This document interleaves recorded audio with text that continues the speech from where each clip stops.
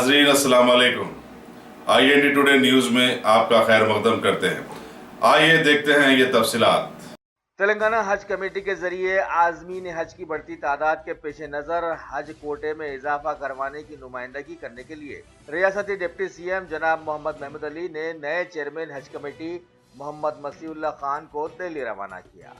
उन्होंने वहां मरकजी अक़लियती उमूर के वजीर जनाब मुख्तार अब्बास नकवी से मुलाकात करके तफसीलात बहम पहुंचाई कि रियासत को 4066 का कोटा दिया गया है और ताहाल 17,130 दरखास्तें हज कमेटी को मौसूल हुई हैं, लिहाजा इस कोटे में इजाफे की उन्होंने ख्वाहिश की। साथ ही उन्होंने रियासती हाजियों की सहूलत के लिए उन्हें RGI एयरपोर्ट के बजाय बेगमपेट एयरपोर्ट से रवाना करवाने का मुतालबा किया, जहां पर सारी ही सहूलतें मौजूद हैं और इस तरह से हाजियों के UDS चार्जेस को बचाया भी जा सकता है। इन तमाम नुमाइंदगियों पर वज़ीर मौसूफ ने तयक़ुन दिया वो जरूर इन तमाम मामलात पर गौर करेंगे।